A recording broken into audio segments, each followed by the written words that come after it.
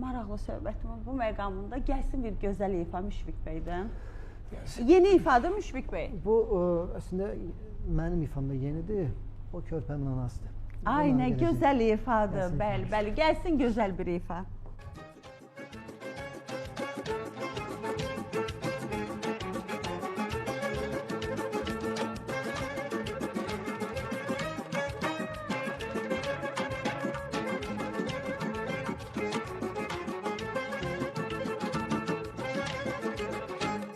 Könlüm düştü diyar diyar bir kekliğin sorağına. Könlüm düştü diyar diyar bir kekliğin sorağına.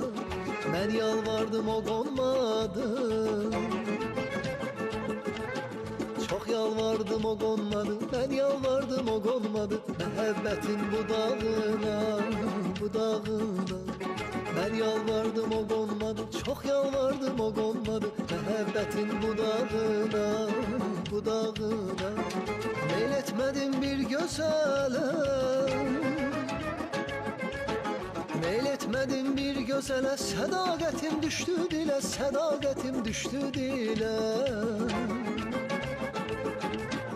Ben and içtim ilden ile, gönül verdim ilden ile. Bir keşkimin nevrağına, nevrağına.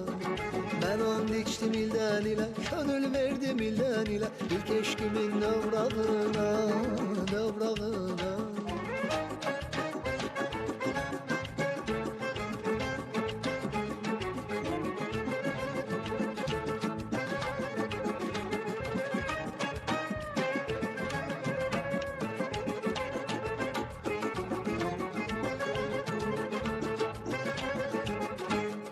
Bir gün yine onu gördüm, dile geldi hemen derdim.